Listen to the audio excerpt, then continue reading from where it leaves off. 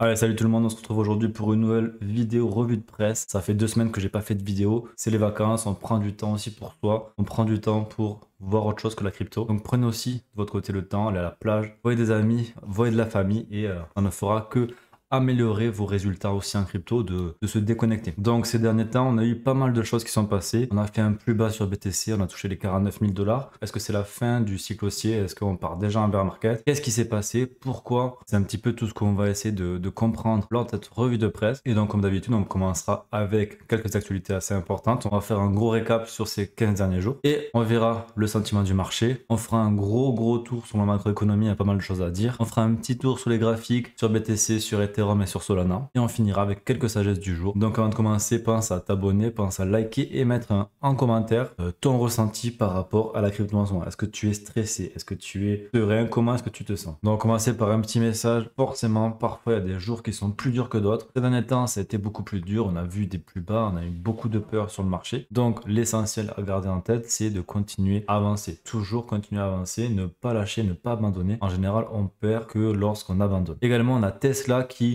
a annoncé n'avoir vendu aucun de ses 640 millions de dollars en Bitcoin. Donc, depuis le début qu'ils ont acheté, ils n'ont rien vendu, il y a eu plein de rumeurs, etc. Elon, c'est un diamond end, comme le gars dit ici en commentaire. Et c'est vraiment cool, en tout cas, de voir ce genre de choses. Ça prouve quand même que Bitcoin a toujours son attrait. On est toujours dans une période où Bitcoin est en train de se répandre mondialement. Et on va le voir avec d'autres news également. L'écosystème de Base est assez on fire sur Uniswap avec 80% des traders actifs mensuellement qui utilisent Base. Donc franchement, si tu dois te noter un petit écosystème à regarder, à mettre de côté, à faire tes recherches dedans, je te conseille quand même de regarder Base. Forcément, tu as Coinbase qui est derrière, ils sont en train de développer un gros wallet afin de onboard au moins 1 milliard de personnes. Ils ont vraiment de grosses ambitions. Ils sont là depuis très longtemps, ils sont en bourse. Enfin, franchement, moi, j'ai pas de souci à dire que Coinbase et l'écosystème Base devraient être l'un des gros gagnants de ce bull run. On n'avait pas fait de petit récap du coup sur la conférence Bitcoin où Trump a intervenu. Donc, franchement, Trump, il a vraiment sorti entre guillemets une masterclass dans le sens où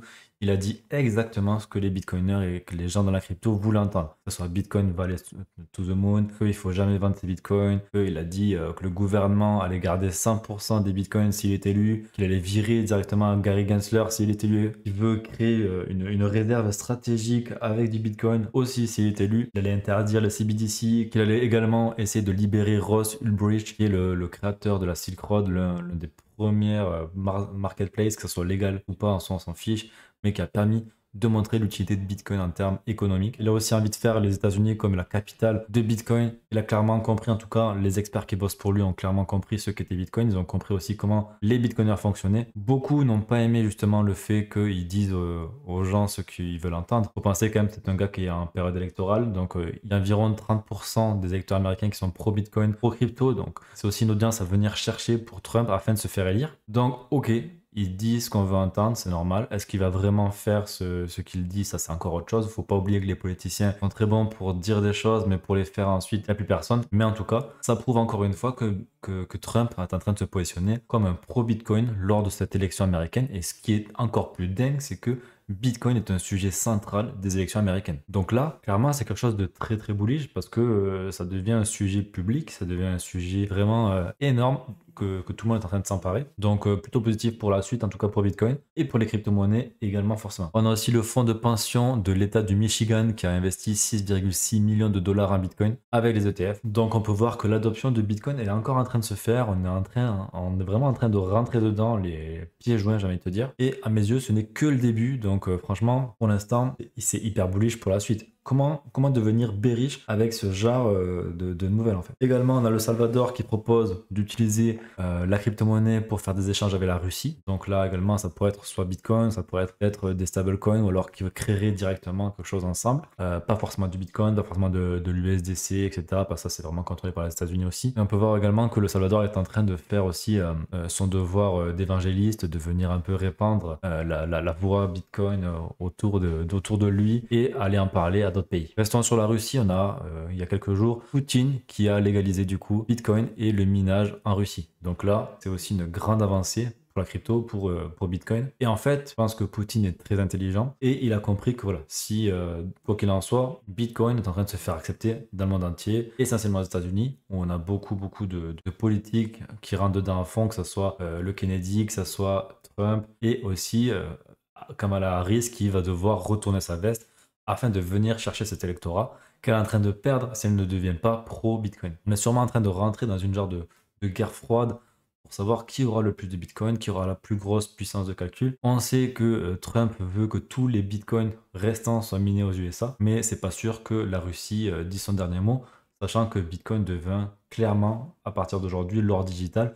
Surtout si on a la Russie qui est en train de rentrer pieds joints également. On est en train vraiment de rentrer dans une adoption massive et ça, c'est le plus important. Et par rapport à Circle, donc l'entreprise qui émet le stablecoin USDC, il semblerait qu'ils vont rentrer en bourse, donc faire une IPO dans les 12 prochains mois. Là, ça me fait penser à quoi? Ça me fait penser surtout à lorsque Coinbase est rentré en bourse mi-avril 2021. Ça a marqué littéralement le top de marché.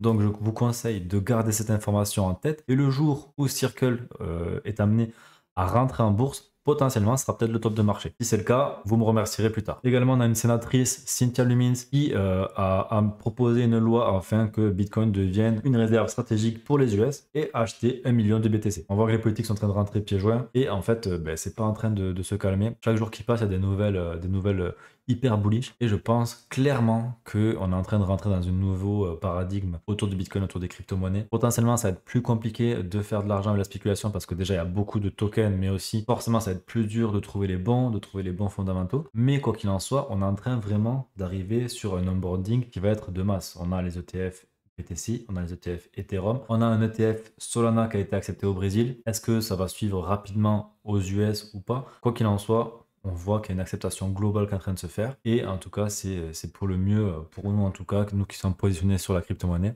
Maintenant, il faudrait pas qu'on se fasse calmer par la macroéconomie, mais ça, c'est des choses qu'on verra plus tard. On a également le CEO de Coinbase qui annonce qu'ils allaient continuer à faire des partenariats avec chaque fintech, avec chaque banque et chaque compagnie traditionnelle du marché financier. Tout ça pour venir intégrer la crypto là-dedans. Et donc, eux, ce sont aussi les premiers combattants qui cherchent à faire accepter la crypto. Donc, c'est aussi une bonne nouvelle en soi. Maintenant, à voir comment ça va devenir. Est-ce que la crypto va pas devenir au final la bourse 2.0 et est-ce qu'on perd un petit peu de décentralisation? Là, je t'invite à me dire directement en commentaire ce que tu en penses. Je t'avoue que je pense que oui, ça va un peu desservir la crypto, mais que au fond, Bitcoin, tant que la puissance de calcul est toujours bien répartie, dans le monde en tout cas, et qu'elle est toujours décentralisée, on aura toujours Bitcoin qui sera décentralisé. Le reste, après, c'est souvent des entreprises technologiques qui ne sont pas forcément 100% décentralisées. Ça va être très très dur d'avoir 100% de centralisation, que ce soit comme BTC ou encore comme Monero qui a encore une level encore au-dessus, également en termes d'anonymat. Toujours en restant sur le CEO de Coinbase, il nous dit clairement qu'il aimerait lancer un produit Coinbase 500 qui serait similaire à un ETF SP500, donc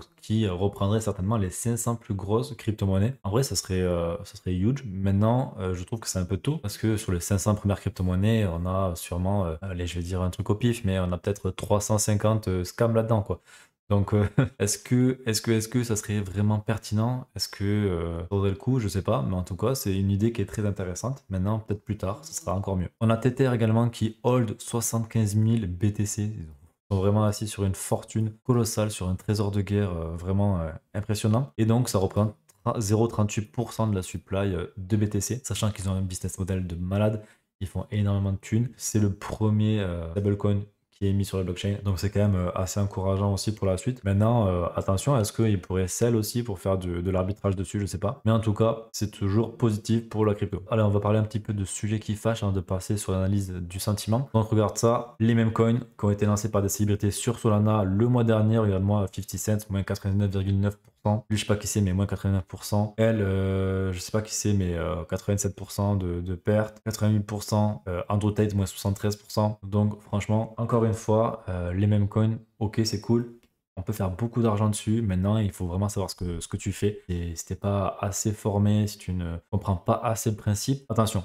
Attention, surtout regarde. Ce qui s'est passé également il y a très peu de temps, donc ça c'était il y a 2-3 jours, un meme coin qui s'appelle Restore the Republic, qui a été lancé avec comme rumeur qui a été officielle par Trump, un token lancé par Trump. Et donc il est passé de 2 millions de market cap à 150 millions. Et au bout de 16 heures, on a Eric Trump qui a tweeté en disant que ce n'était pas un token officiel et il est repassé de 150 millions à 7 millions. Donc clairement, là c'est du pump and dump hyper rapide, ça a surfé sur la vague de Trump, ça s'est fait calmer direct parce que ça ne venait pas de Trump et au final, ceux qui ont acheté trop haut, ils se retrouvent avec une perte, je sais pas, mais c'est de 99% également. Donc comme toujours, attention au meme coin, car ok ça peut rapporter beaucoup, mais aussi ça peut faire perdre énormément. Comme on dit, au risque, au rendement, mais aussi au risque, ça veut dire qu'on peut tout perdre. Allez, ça regarde un petit peu les ETF depuis quelques temps, donc on s'est arrêté à environ 15 jours, donc on va prendre le 23, allez. Donc on était sur des bons inflows sur l'ETF BTC. On a eu quelques ralentissements, forcément avec cette grosse baisse, de grosses pertes sur le marché. Un peu de sortie, quelques entrées, un peu de sortie, mais on n'a pas dépassé les 200 millions, enfin 237 millions, moins 160 millions, moins 550 millions. Après on a eu des entrées, plus 50,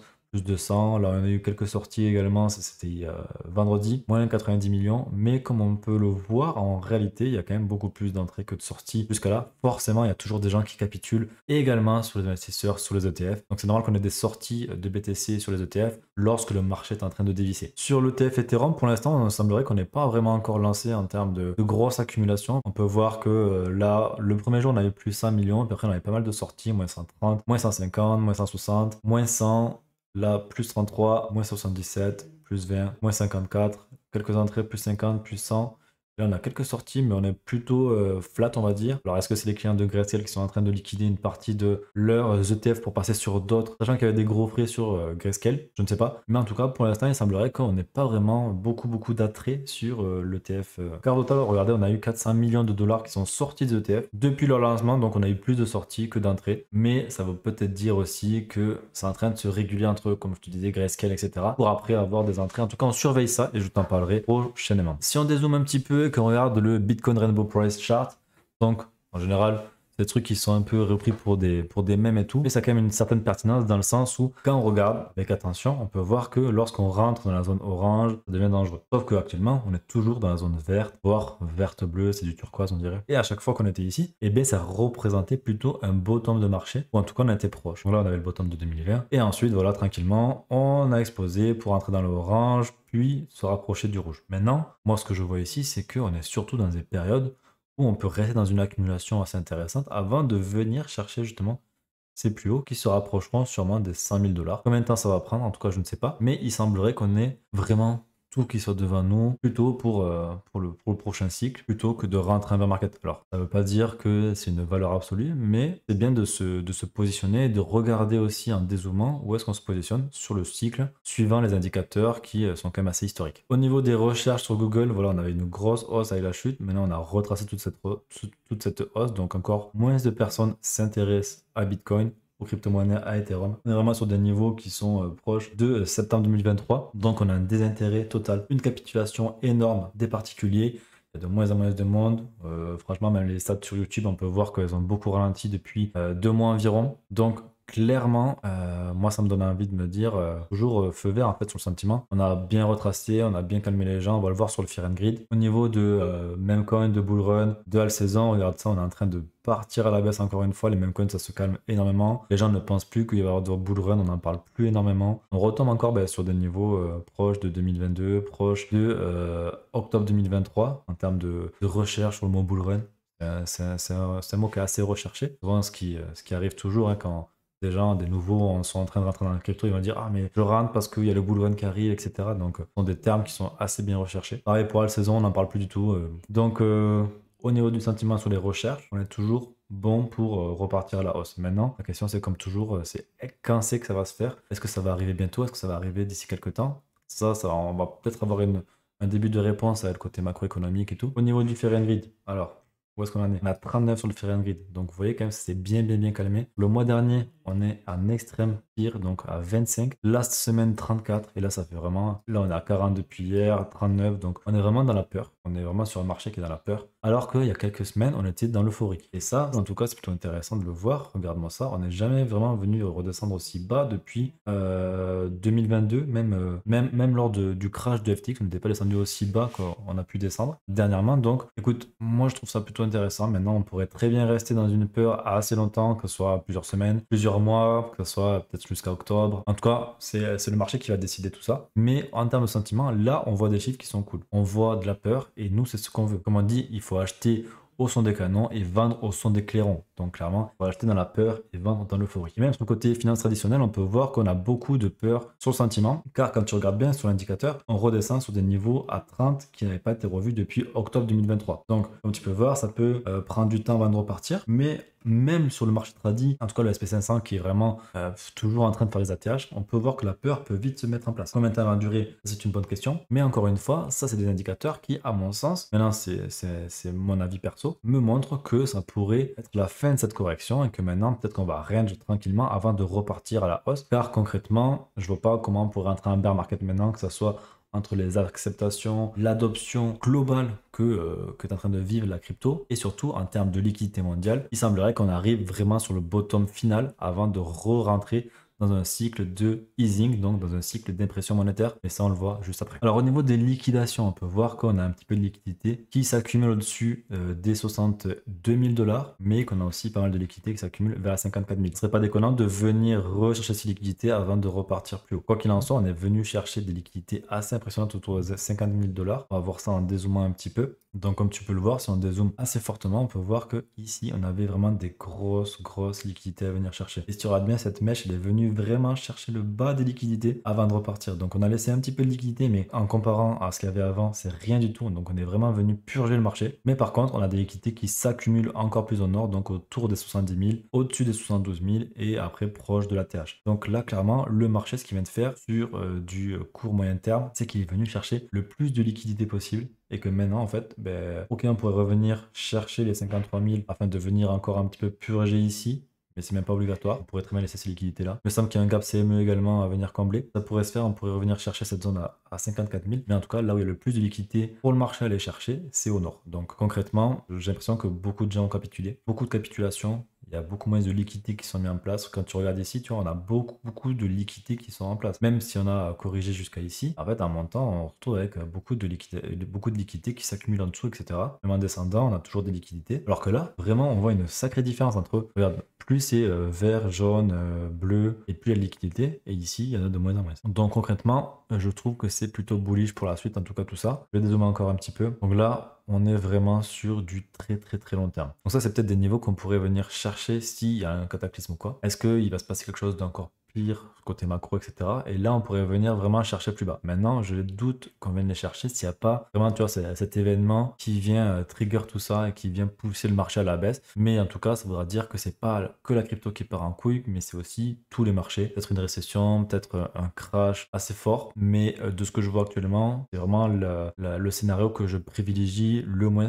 Mais je veux que tu sois conscient qu'il y a quand même des liquidités aussi plus bas à aller chercher. Mais ce sera peut-être des liquidités qu'on ira chercher en bear market. Quoi qu'il en soit, on voit quand même qu'il y a aussi beaucoup de liquidités qui sont au nord. Donc moi j'ai toujours ce biais qui va aller plutôt vers le nord. Maintenant, comme je te dis, il peut y avoir des événements qui sont pas prévus, qu'on appelle des black swans, qui pourraient nous amener plutôt vers le sud. Maintenant, cette chose on peut pas vraiment maîtriser. Donc à voir ce qu'il en sera. Au niveau des funding rates, toujours pareil, on est vraiment dans le vert. Même on a des coins qui sont beaucoup vendus. Moi ça m'intéresse pas de juger par rapport à ça actuellement, tant qu'on n'est pas dans l'orange comme je te dis à chaque fois. Cet indicateur est plutôt open bar en mode let's go, on peut aller plus haut. Il n'y a pas de surchauffe, en tout cas à la hausse. Ok, on va passer maintenant sur le côté macroéconomique. Donc on a le stock au Japon, donc les actions japonaises qui ont subi leur plus grosse perte depuis toujours en fait. Voilà, depuis toujours. Ils avaient perdu 3836 points dans les années 1987 et là ils ont fait une perte de 4568 points, donc environ 12%, ce qui est énorme pour la bourse. Donc voilà, il y a pas mal de problèmes par rapport au Japon, par rapport à tout ça. C'est pas un sujet dans lequel je vais rentrer en précision aujourd'hui, sachant que même moi j'ai pas mal de choses à comprendre autour de ça, pour être honnête avec toi. J'ai beaucoup de lectures à rattraper également vu que c'est un peu les vacances, mais dès que j'en saurai plus et si ça t'intéresse, tu me le dis en commentaire, je pourrais faire une vidéo qui explique un petit peu ce qui s'est passé passé lors de ce crack boursier au Japon. Mais du coup, il y a un petit peu tout qui est parti en couille également. Donc on a eu vraiment une finance tradi qui est devenue toute rouge. On a vraiment eu une volatilité très rare. C'est d'ailleurs la plus grosse volatilité qu'on a eu sur le marché depuis 2020, depuis la crise de Covid. Et donc on peut voir que le SP500, ils ont effacé 2,1 trillions de market cap. Donc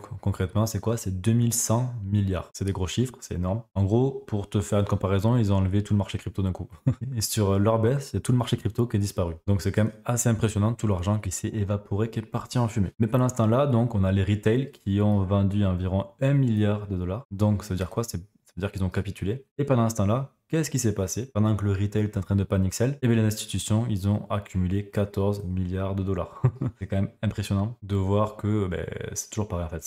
C'est les grosses institutions, on dirait en tout cas, qui font bouger le marché pour faire paniquer les petits porteurs, les faire paniquer, les faire vendre, les faire capituler. Et pendant ce temps-là, eux, ils rachètent tout derrière pour être prêts à repartir à la hausse. On peut voir quand même qu'il y a eu un rebond assez majestueux à la suite de ce gros dip. Si on remonte là, regarde-moi ça. Donc on avait le Nikkei, donc ça c'est les actions japonaises, qui a baissé jusqu'à ici, mais que par la suite il a rebondi et il a récupéré déjà pratiquement, regardez, voilà, il a récupéré 15% depuis qu'il a perdu ses 20%. Donc du coup, au niveau de la Fed et des taux d'intérêt, on peut voir que maintenant, ils ne mettent même plus en avant le fait qu'on pourrait rester sur les taux d'intérêt actuels. Donc le marché anticipe à 100% le fait qu'il y aura une baisse des taux le 18 septembre 2024. Et ça, je t'en parlais déjà depuis plusieurs semaines. Et donc là, à 50%, on baissera du coup de 25 points, donc de 0,25%. Et à 48%, on baisserait de 0,5. Donc ce serait une baisse beaucoup plus haute. Maintenant, on va anticiper une deuxième baisse des taux également pour novembre et une troisième baisse des taux également pour décembre. On est encore loin, mais il semblerait que le marché anticipe vraiment pas mal de baisses des taux, même au courant 2025 ou au fur et à mesure. Eh bien, la Fed relancera l'économie avec du coup de l'assouplissement monétaire dans lequel ce sera beaucoup plus simple pour l'entreprise de venir emprunter. L'argent sera moins cher, donc si l'argent est moins cher, eh bien, ce sera plus facile de l'emprunter et donc du coup, ça créera cette croissance qui repartira, une relance de la croissance, mais par la suite qui ramènera également l'inflation. Tout dépend en fait de l'agressivité dans l'apport de liquidité dans le marché qu'il y aura. Si c'est très agressif, l'inflation pourrait reprendre très agressivement. Si c'est doucement, forcément l'inflation pourrait reprendre tranquillement et ça pourrait être quelque chose de vraiment tenable sur le long terme. Maintenant, à voir s'il n'y a pas vraiment beaucoup de cadavres aussi dans les placards. Quand même, à cette chute de 30% sur les actions japonaises, eh bien on n'a pas eu de faillite. On n'a pas eu de faillite bancaire, on n'a pas eu de faillite d'institution. Ce qui, à mon sens, est assez étrange. Il y a beaucoup d'institutions qui sont sous l'eau, qui sont en perte de milliards de dollars, mais aucune fait faillite. Est-ce que toi aussi tu trouves ça étrange? Dis-moi en commentaire, en tout cas. Mais moi, je trouve ça étrange parce que ça veut dire qu'il y a quelqu'un qui assure derrière justement le fait qu'il ne fasse pas faillite. Parce que s'il commence à faire faillite, forcément, ça crée un effet domino et ça peut entraîner l'économie vers un désastre sans précédent. En tout cas, on voit bien que au fur et à mesure du temps,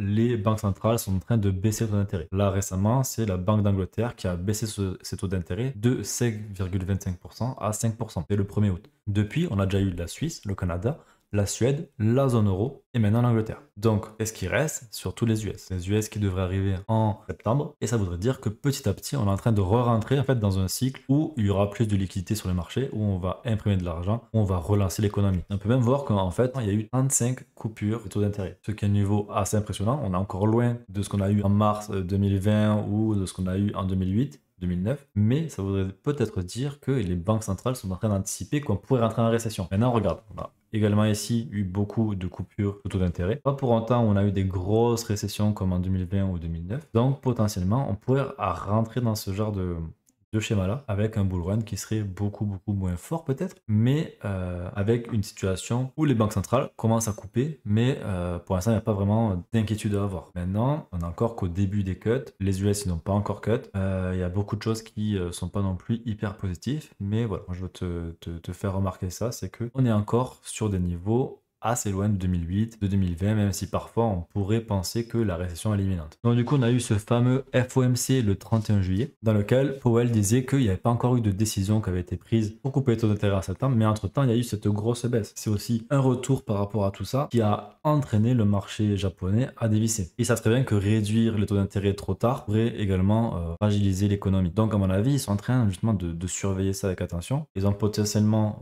failli les couper en urgence avec ce qui s'est passé récemment. Ils ont dû trouver un autre moyen parce que les marchés ont très bien réagi, donc ça veut dire qu'en interne, il y a des choses qui sont passées. Mais qu'en tout cas, même au niveau de l'inflation, ils sont assez contents que ça est en train de s'améliorer, même si, on va voir juste après les chiffres, c'est pas non plus la panacée. Mais clairement, aujourd'hui en tout cas, avec justement la baisse qu'on a eu par la suite, il y a vraiment le marché qui anticipe une baisse des taux. Donc s'il n'y a pas de baisse des taux, qu'est-ce qui pourrait se passer? C'est la question qu'il faut se poser aussi. Donc clairement, si on fait un point un petit peu aussi sur la Fed, on peut voir comme The Kobe Letter ils disent que la Fed, ils sont dans une situation assez délicate. Car si ils baissent les taux d'intérêt agressivement maintenant, ben, le marché, il pourrait justement exploser en fait. Il pourrait exploser à la hausse, clairement, mais ça rajouterait un gros risque d'inflation. On pourrait très bien partir sur un scénario à la 1970-1980 dans lequel où on avait une inflation qui avait beaucoup monté au début et qui ensuite qui avait été bien calmée, mais en fait vu qu'ils avaient coupé les taux d'intérêt trop tôt, ben, l'inflation était repartie. On pourrait vraiment se retrouver dans un scénario pareil, mais que si la Fed justement ne coupe pas les taux d'intérêt actuellement, eh bien petit à petit en fait on se rapproche de la récession dont tout le monde parle. Car forcément on a tous les indicateurs qui font que vu que l'économie se ralentit, eh bien en fait on rentre en récession car il n'y a pas assez de croissance pour couvrir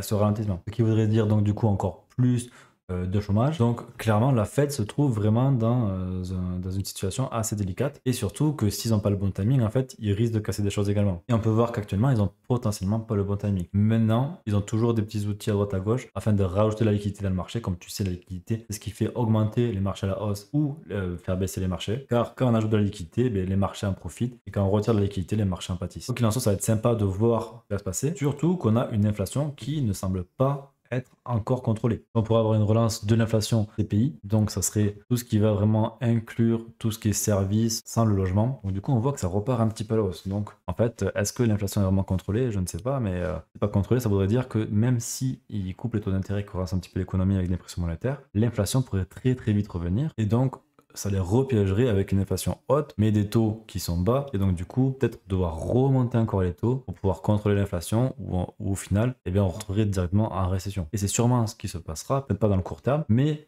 d'ici 2025, 2026, c'est une possibilité à garder en tête. Alors, on a aussi l'inflation PPI, donc ça mesure les prix de la production. Donc c'est les prix qui sont payés par les entreprises pour les biens et services nécessaires à la production de leurs produits destinés aux consommateurs. Et on peut voir que là aussi, on a une inflation qui remonte. On est passé proche des 5%, on a 4,96 sur le graphique ici, et qu'il y a 5 mois, on était aux alentours des 1%, 2%. Donc on a quand même une grosse augmentation par rapport à ça, et ça voudrait dire que l'inflation, forcément, si les gens qui produisent des biens, si ils ont leur prix qui augmente, ils vont forcément augmenter leur prix pour rester dans leur marge. Donc du coup, ça va créer aussi de l'inflation pour le peuple. Également au niveau du taux de l'emploi, on peut voir ici qu'on est passé à 4,3%. On était censé espérer un 4,1%, mais on voit que voilà, le taux de chômage est en train d'augmenter. Et que historiquement, à chaque fois qu'on a dépassé certaines limites, eh bien, on rentrait en récession. Donc, est-ce qu'on aura le temps de ne pas rentrer en récession, de connaître un cycle avant de rentrer en récession? Je ne sais pas. Mais en tout cas, on peut voir que là, ici, peut-être qu'une baisse des taux en septembre permettrait de calmer tout ça et de pouvoir justement contrôler cette récession. Car si on regarde là, on a le taux de chômage qui a augmenté pendant 4 mois consécutifs. Et c'est une chose qu'on n'avait pas vue depuis 2008. Donc là, on a des choses qui sont quand même similaires à 2008. Est-ce que ça veut dire qu'on va continuer à augmenter? Est-ce que ça veut dire qu'on va rentrer en récession? Non, clairement pas. Car, ok, on est assez haut, mais pour l'instant, c'est trop tôt peut-être pour dire qu'on va rentrer en récession. Comme je te disais tout à l'heure, en fait, si la Banque centrale ne baisse pas les taux d'intérêt, forcément, ils sont en train de casser des choses dans l'économie qui vont nous rapprocher d'une récession. Mais en fait, vu qu'il faut aussi voir au jour le jour et que les décisions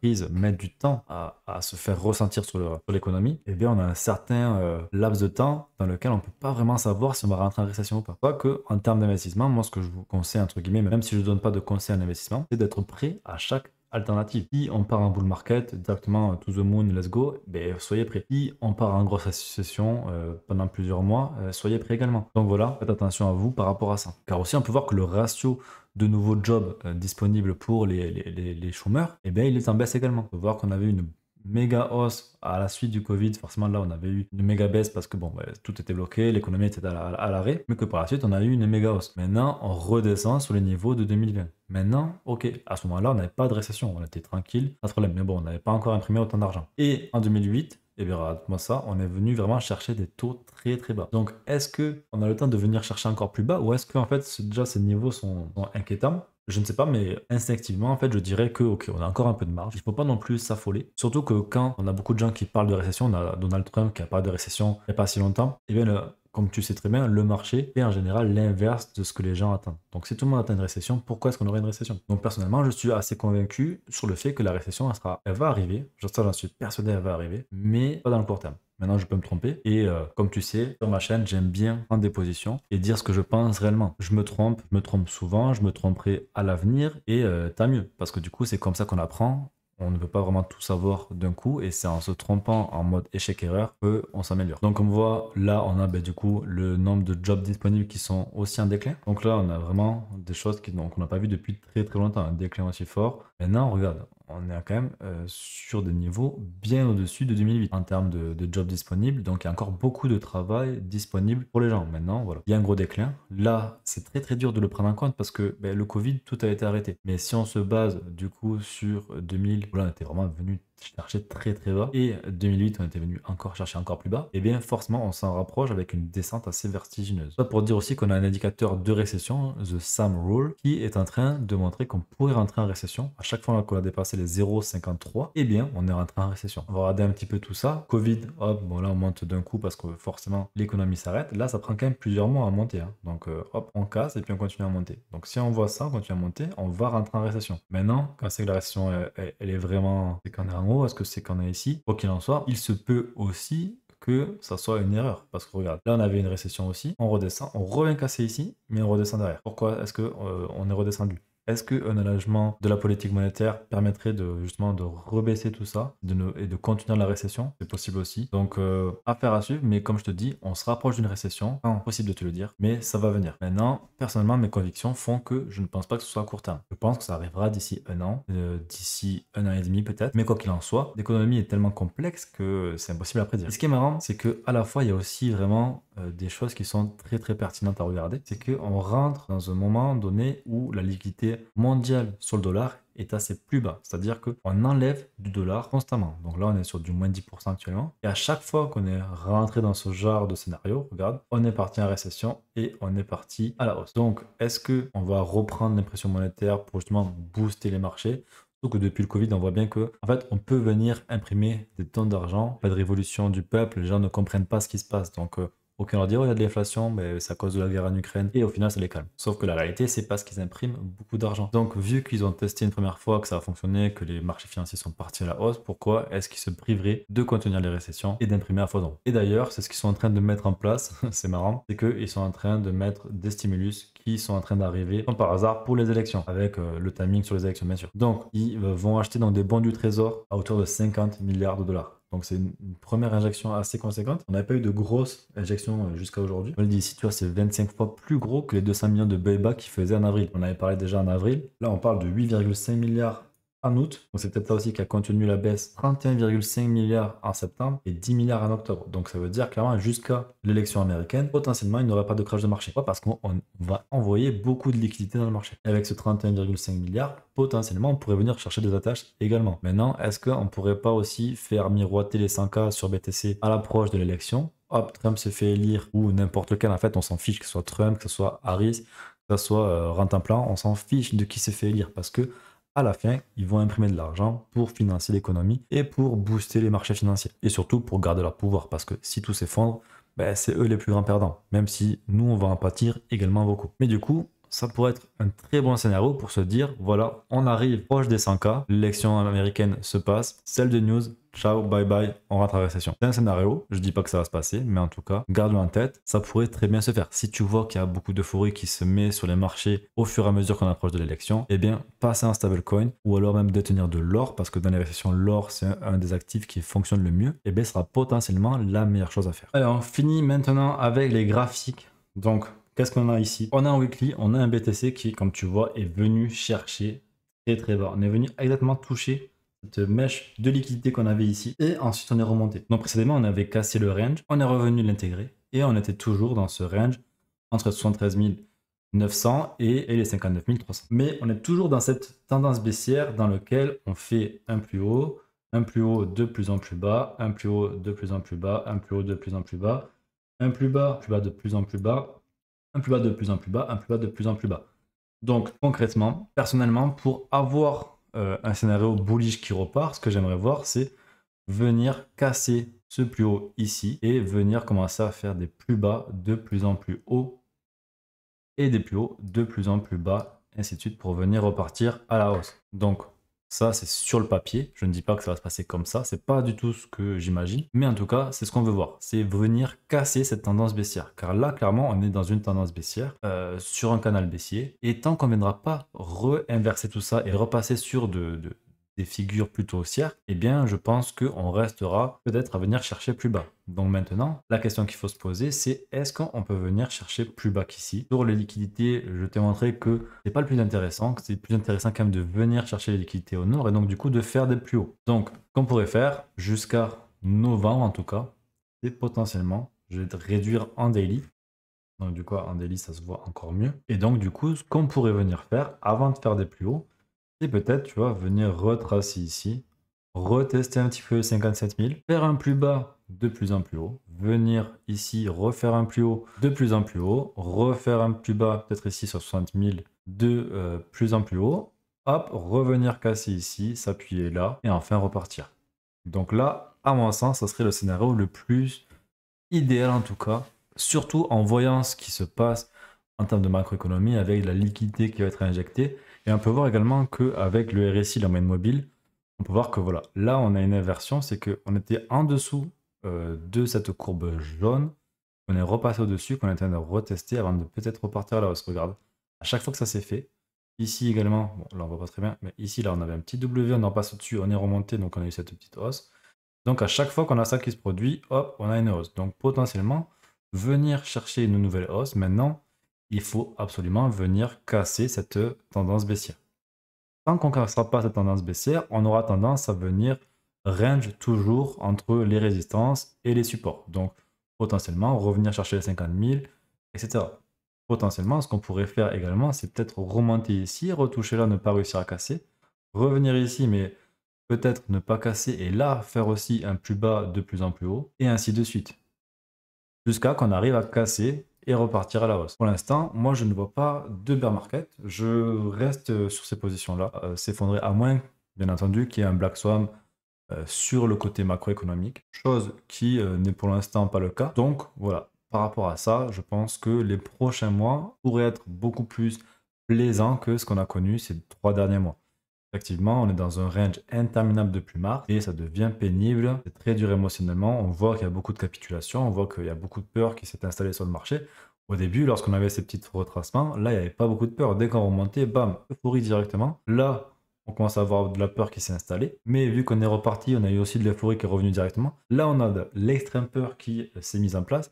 Et on est remonté au-dessus de 60 000, mais là, pour l'instant, on est toujours dans la peur. Donc, même en étant à 60 000, on est toujours dans la peur. C'est ce que le marché veut. C'est venir fatiguer les gens, venir faire peur aux gens pour repartir sans eux. Au niveau d'Ethereum, donc on peut voir que là, on est sorti du range également à la baisse. Maintenant, est-ce que c'est un fake out et qu'on va revenir à la hausse ou est-ce qu'on va partir vers les 1900? Je ne sais pas. Quoi qu'il en soit, c'est aussi toujours pareil. On est dans cette tendance baissière entre ici et même on peut prendre ici, voilà. Donc on est dans ce canal baissier. Et ce qu'il faudrait qu'on fasse, donc du coup, c'est déjà récupérer les 2800. Ça serait vraiment hyper important pour venir casser cette tendance et surtout revenir rechercher le range. Et à partir de là, pareil que BTC, il faudra qu'on vienne casser ici, qu'on vienne casser les plus hauts avant de pouvoir repartir et chercher un nouvel ATH. En tout cas, on a l'ETF qui est en place, donc s'il y a beaucoup de liquidités qui rentrent dans le marché et que ça profite de l'ETF, potentiellement Ethereum pourrait aussi en profiter. Au niveau de Solana, c'est dommage qu'on avait fait un plus haut de plus en plus haut ici, il était beaucoup plus haut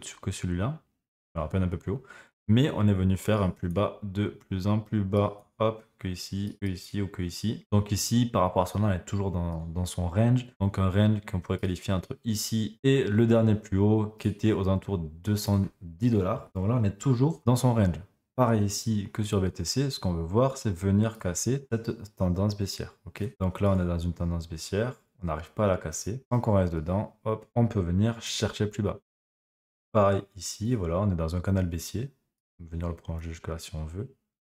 Et donc du coup, on continue à osciller entre le haut et la résistance et le bas. Là, potentiellement, on pourrait très bien revenir chercher ici, rechercher là, jusqu'à ce qu'on ait une déviation au-dessus et qu'on puisse partir. Par exemple, c'est très intéressant que, admettons, BTC reparte un petit peu à la baisse, comme je te montre sur le scénario, on vient chercher potentiellement ici sur le support, comme ça on ne fait pas un plus bas de plus en plus bas. et ensuite on vient casser, hop, et on repart à la hausse. Donc voilà, tout ça, ça dépend également de BTC qui est vraiment le leader. On le voit sur dominance, il y a une grosse dominance autour de BTC. Donc il faut surveiller surtout BTC et ensuite les altcoins parviendront à augmenter. Au niveau des altcoins, j'ai déjà présenté des tonnes d'altcoins qui sont hyper intéressants, ils ont des super bons prix. Je t'invite à venir regarder les vidéos précédentes et à faire ton choix par toi-même. Si tu as des questions, tu peux toujours venir en commentaire. Allez, on va finir avec quand même un petit peu d'opium, mais malgré tout ça. C'est que d'ici 2045, Michael Saylor, donc l'un des plus gros holders de BTC, estime le prix de BTC dans son cas le plus bas à 3 millions de dollars. Donc clairement, ça fait réfléchir. Si tu as un BTC, ben, d'ici 2045, tu auras 3 millions. Maintenant, que vaudra le dollar? C'est la question qu'il faut se poser. Mais son scénario de base, ce serait plutôt 13 millions de dollars, ce qui est quand même assez impressionnant. Donc, est-ce que ça va vraiment se produire? J'en sais rien du tout. En tout cas, c'est plutôt un bon opium et ça fait vraiment rêver et ça, c'est plutôt cool. Aussi, rappelle-toi une chose, que c'est facile de maîtriser de l'analyse. À force de t'entraîner, tu vas réussir à lire les graphiques, tu vas réussir à comprendre un peu plus la macroéconomie. Maintenant, ce qu'il faut, c'est maîtriser son esprit et réussir que quand tu vois qu'il faut vendre, eh bien, tu vends. Quand il voit qu'il faut acheter, il faut acheter. Donc ça aussi, c'est des rappels pour tout le monde, moi y compris. Parfois, j'ai tendance à pas assez vendre. Également, on a Tyler Jordan, joli rêve d'ailleurs, qui nous dit qu'il faut acheter quand tu es triste et vendre quand tu es happy. Clairement, ben, c'est ce que je disais tout à l'heure, il faut vendre au son des clairons et acheter au son des canons. Donc vendre quand il y a de l'euphorie dans les rues, quand tout le monde est en train de gagner, quand c'est vraiment la fête, et acheter lorsqu'il y a du sang dans les rues, même si c'est le tien, comme on a eu le sang il n'y a pas si longtemps que ça. Donc voilà, on garde ça en tête, et puis on continue, on lâche rien, on reste concentré, on continue à se former, on continue à suivre le marché, et ça finira par payer. Même s'il y a une autre baisse qui arrive entre-temps, quoi qu'il en soit, Bitcoin, les crypto-monnaies sont en train de se faire accepter massivement. Il y a quelques années de ça, on nous prenait pour des fous. Aujourd'hui, eh bien, on est à Wall Street. Donc, clairement, le paradigme est en train de changer. Donc, restez sur vos appuis, ça va swinguer. Allez, c'est terminé pour cette nouvelle revue de presse. Remercie d'avoir été présent. Encore quelques jours off dans lesquels je vais pouvoir prendre un peu plus de temps pour moi, prendre un peu plus le soleil également, aller à la playa. Et ensuite, on reprend sur une vidéo par semaine. Donc, à partir du 20 août, il y aura toujours une vidéo par semaine et après on reprendra sur une deuxième vidéo par semaine courant septembre. En tout cas, je prépare pas mal de choses. J'ai pas mal d'idées, j'en note plein d'idées et donc du coup pas mal de valeurs ajoutées qui pourraient arriver par la suite pour vous. Allez, n'oublie pas de liker, de t'abonner et on se retrouve bientôt.